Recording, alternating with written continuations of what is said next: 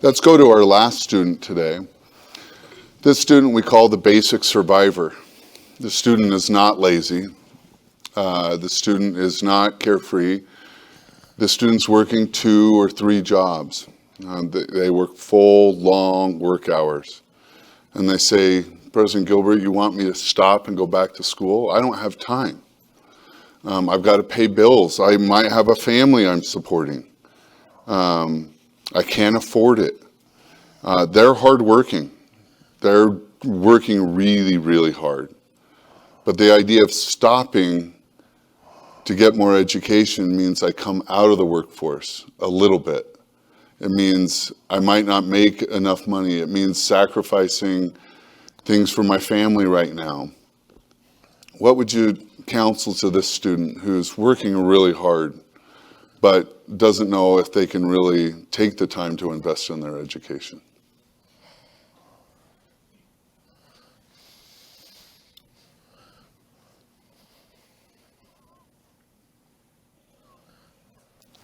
Maybe just as a beginning, keeping that eternal perspective.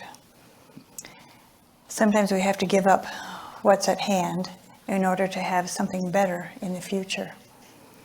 And I know that the Lord will bless those who are trying to develop their divine potential to their fullest. That sometimes it does. We have to step off into the dark and trust that the Lord will help us to be able to accomplish the things that we need to accomplish. I think each one of us have had experiences in our lives where we've had to do that. And we've recognized as we step off that step into the dark, we have felt those lifting hands. It may be as fellow students, it may be teachers in this situation, it may be our mentors, but it's always the Lord. But it just really does take faith and keeping the eternal perspective. We cannot become all that we can become by looking at what's right in front of us. Elder Cut. As we go around the world and meet with lots of people, I'm always touched by the fact that so many of them that are in places of leadership, when you ask them about earlier in their life, there were huge sacrifices and times of want and times of deprivation. But most of them look back on that with great joy and happiness as a time of preparation, not just a time of sacrifice. And sacrifice does bring forth the blessings of heaven. And I think we're maybe being a little quiet here because our hearts are so touched by anybody who's having to work several jobs and then trying to get an education at the same time. You have our admiration and our appreciation, but it's worth it. It's worth it to do it. It's worth it in this life, and it's worth it in the eternities. I'd like to take just a minute to bear a personal testimony. The situation may not sound similar, but I believe it is. As I was pursuing a graduate degree, in the particular group of students that I was admitted with, there were 5 of us. I was married, my wife and I had 2 children. One of the faculty members with whom I was working called me in after a few months and he said, I know that you members of the Church of Jesus Christ of Latter-day Saints are devoted to your religion. I've never had a student that had a wife and 2 children. You're doing very well, but given the demands of this program, I don't see how you'll ever finish. I didn't go home and tell my wife that. And to make an even happier note, shortly after that, I was called to be the early morning seminary teacher. And I remember lying in the bed, and I said, Susan, I just don't see how this can work. To make a very long story short, of the 5 people that were admitted, only the Latter-day Saint finished. And that wasn't me. When we talk about our capacity being enlarged because of and through the atonement of Jesus Christ, that is a blessing available to every covenant-keeping Latter-day Saint. And so it doesn't mean it gets easier. In the midst of it, you do have questions and you wonder, can I do this? But through that stretching, our capacity is being increased. And I would suggest to you, I'm just a very ordinary man.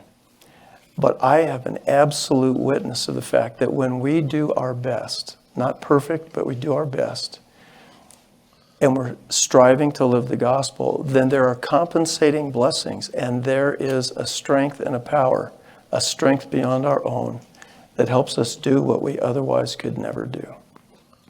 Elder Gay. You know, I was actually an instructor in our quorum meeting earlier today, and we were talking about the power of absolute truth. When I was in Soweto, South Africa, there was a young single mother, new convert to the church of 3 years, had 2 children, no father around. And she was working 17 hours a day and just barely able to put enough food on the table. And she said to me, Elder Gay, I need to go back and finish my nursing degree. And I'm going to have to quit one of my shifts to be able to do that. I said, well, how are you going to afford to do that? She said, well, God will never forsake me. And I said, well, what's the most important thing that you've learned since becoming a member of the church? And without hesitating, she said, the power of absolute truth to bless your life. And that was a profound lesson I never forgot. Ultimately, questions like this are questions of, what does God need me to do? Do I have faith in that journey? And he is able to provide. It's one of the great scriptural promises that we have. He will provide for his saints if we truly act in faith, I believe. Thank you. Elder Clark. So I think one of the most important questions, I mean, a person like this, the basic survivor, it's also the guy on the couch. Same question is, what does the Lord want me to do? What's his plan for me? What's his will for me? Yeah. When we face those kinds of, individuals who seem to be stuck, one was stuck because they were lazy or afraid, the other stuck because they're like working all the time. You had to ask, what's the Lord want? What's the plan? It comes back to the Father's plan. Like, what is the plan? But if you can get people to ask that question and seriously ponder it and pray about it, then the Lord begins to guide. And then, because, we all know this marvelous verse in the Book of Mormon, in 1 Nephi 3, verse 7, where Nephi, has to go get the plates, and he has no idea what to do. But he gives us this marvelous advice for these kinds of circumstances. But you have to figure out, is this a commandment of the Lord? Is this just somebody's idea?